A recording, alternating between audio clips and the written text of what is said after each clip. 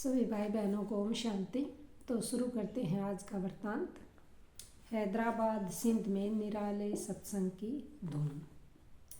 Brahma Kumari bridge Indira ji ने लिखा है कि अब दादा ने कई दिनों से बाहर घूमने जाना भी बंद कर दिया था। हम घर के सभी छोटे बड़े सदस्य बैठ जाया करते थे और दादा आत्मा का जो ज्ञान देते वो हम सुनते थे। इस आत्मज्ञान में इतनी शक्ति थी कि उसे सुनते ही हमारे मन में उसकी धारणा हो जाती थी। थोड़े ही दिनों में दादा के दूर के संबंधी भी आने लगे। अपनी अंतरात्मा में ज्ञान की गुप्त आवाज़ सुनकर दादा को गीता में और अधिक श्रद्धा हो गई थी, इसलिए वे गीता ज्ञान सुनाया करते थे। अब उन द्वारा गीता का ज्ञान सुनाते सुनाते गीता के भगवान शिव कल्प पहले की तरह जगाने के लिए स्वयं ही नर नारियों को साक्षात्कार कराने लगे। उनके सत्संग में सम्मिलित होने वालों को श्री कृष्ण का साक्षात्कार, कलयुगी सृष्टि का महाविनाश का साक्षात्कार और आने वाली सतयुगी दैवी दुनिया का दिव्य साक्षात्कार होने लगा। इस अद्भुत बात की चर्चा सारे शहर में होने लगी कि दादा के पास जाकर सत्संग करने से साक्षात्कार होते हैं। अब दादा के मित्रों और संबंधियों के अतिरिक्त अन्य कन्याएं तथा पुरुष भी आने लगे। वे ऐसा मानते थे कि दादा ही साक्षात्कार कराते हैं। हालांकि स्वयं दादा को भी शुरू में जब साक्षात्कार हुए थे तो वे इस सोच में पड़ गए थे कि ये साक्षात्कार कौन कराता है। दादा को भी बाद में ही ये ज्ञान हुआ था कि उन्हें और उनके द्वारा दूसरों को साक्षात्कार कराने वाला स्वयं परमपिता परमात्मा ही है। सत्संग सुनने के लिए आने वालों में एक बहुत धनवान परिवार की महिला थी जिनका नाम रुक्मणी था। वे हैदराबाद में एक बहुत बड़े घर की बहू मानी जाती थी।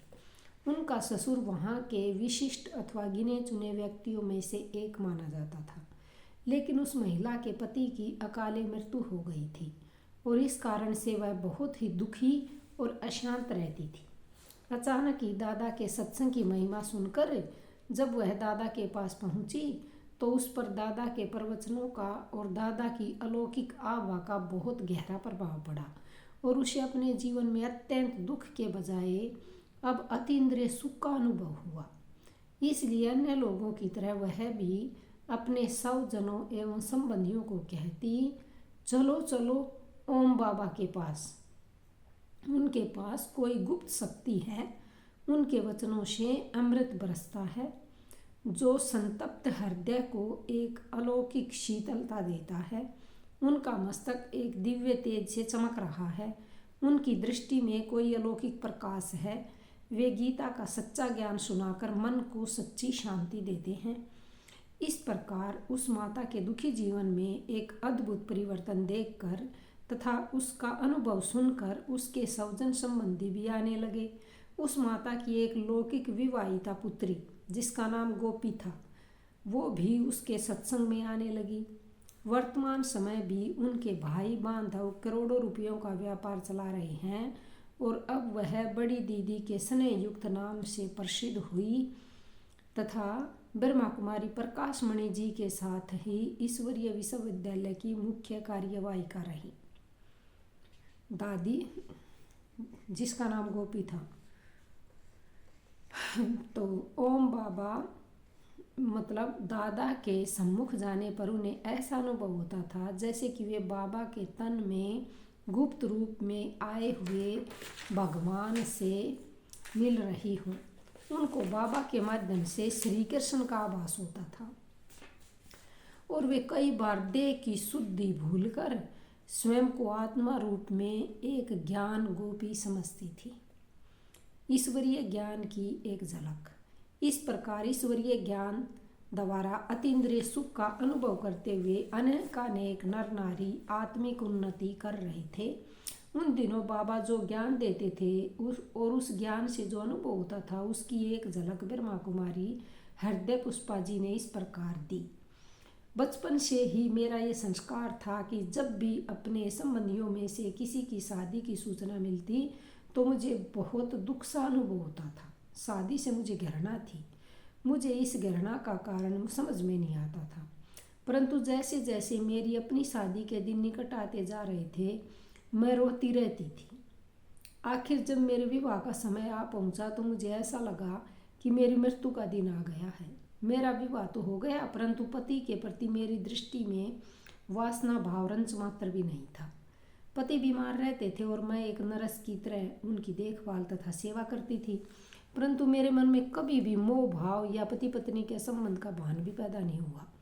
बहुत सेवा और इलाज के बावजूद भी विवाह से 6 मास के अंदर ही उनका देहांत हो गया। मेरे माता पिता को इस बात का बहुत दुख हुआ। मुझे भी यह दुख हुआ कि 6 माह पहले मैं कन्या थी, परंतु अब लोग मुझे विधवा की दृष्टि से देखेंगे। मेरे लौकिक भाई ने भी 17 वर्ष की तरुणावस्था में शरीर छोड़ा था। उसका दुख भी मेरे माता पिता के मन में बहुत था। वही माँ बाप का इकलौता बेटा था और वही इतनी बड़ी संपत्ति का उत्तराधिकारी बनने वाला था। माता पिता को दुखी देखकर मेरे दुख में और वृद्धि हो गई। हमारा कुल एक धनी मानी कुल था, इसलिए हमारे दुख की दास्तान हैदराबाद में काफ़ी लोगों तक पहुंच चुकी थी। स्वयं बाबा ने भी हमारी गाथा सुन रखी थी। दूसरी ओर सिंध में इस बात की धूम मची थी कि ओम बाबा के सत्संग में कोई जाता है तो उसे परम शांति का अनुभव होता है और अनेकों को श्री कृष्ण का भी साक्षात्कार हुआ है। ये बात मेरे कान तक भी पहुंची। मैं दूसरे ही दिन बाबा के सत्संग स्थान पर चली गई। बाबा के व्यक्तित्व से शांति बरसती थी और उनके सम्मुख जाने से सुख महसूस हो रहा था। बाबा ने मुझसे पूछा, आप कौन हो? जानती हो आप कौन हो? तो मैंने कहा, मैं एक दुखी इंसान हूँ। फिर बाबा ने पूछा, अच्छा बताओ, संसार दुख रूप है कि सुख रूप है? तो मैंने कहा, बहुत दुख रूप है। तो बाबा ने कहा, अच्छा बैठो। मुझे सामने बिठाकर बाबा ने अपने हाथ से एक मनुष्य का चित्र खींचा और उसकी भरकुटी में आत्मा अंकित की। उस चित्र पर उन्होंने मुझे समझाया, देखो ये शरीर तो 5 तत्वों का पुतला है और विनाशी है, परंतु इसके अंदर जो आत्मा है वह मन बुद्धि और संस्कारों सहित है, चेतन है और अनादि अविनाशी है। बच्ची, ये 2 चीज़ें अलग अलग हैं। शरीर जल जाता है, आत्मा नहीं जलती है।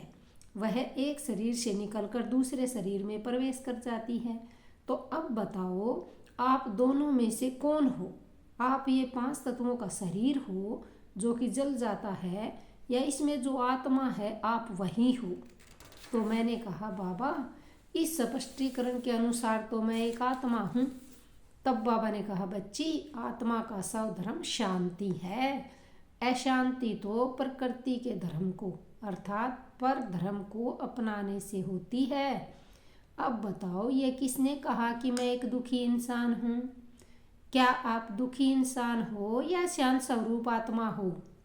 ये सुनकर मुझे बहुत खुशी हुई कि मैं एक शांत स्वरूप आत्मा हूँ। बाबा ने कहा कि बुद्धि को इस शरीर के भान से निकालो और अशरीरी हो जाओ और अपने स्वधर्म में स्थित शांत स्वरूप हो जाओ। देखो तुम कौन हो, देख रही हो कैसा तुम्हारा स्वरूप है। ऐसे सुनते सुनते मैं आत्मा के स्वरूप में स्थित हो गई और शरीर को भूल गई। इसी बीच मैंने देखा कि आत्मा बिंदु स्वरूप है और वह ऊपर ऊपर उड़कर शरीर से अलग होती जा रही है। फिर ऐसा महसूस हुआ कि आत्मा भी समृद्धि से समृद्धि में आती जा रही है। जैसे बादल दूर होने से चांद दिखाई देता है, मुझे लगा कि अज्ञान का पर्दा दूर होने से बहुत खुशी हुई है। मैं लगभग 2 घंटे उस सहज समाधि अथवा आत्मनिष्ठ अवस्था में गदगद होकर बैठी रही। जब उस अवस्था से कुछ नीचे उतरी तब बाबा ने मुझे बुलाया और पूछा, अब बताओ कि आप कौन हो? तो मैंने कहा, बाबा मैं एक आत्मा हूँ। बाबा ने फिर पूछा, अब आप दुखी हो कि सुखी हो? तो मैंने कहा, मैं एक शांत स्वरूप और सुख स्वरूप आत्मा हूँ। मेरे जैसा सुखी कोई नहीं। तो बाबा ने पूछा, संसार दुख स्वरूप है कि सुख स्वरूप है? तो मैंने कहा, सुख रूप है। तब बाबा ने कहा, अच्छा आज का पाठ पक्का करना और फिर कल मैं दूसरा पाठ पढ़ाऊँगा। अच्छा, आज का वृत्तांत यहीं ख़त्म करते हैं। ओम शांति। कल फिर आगे पढ़ेंगे।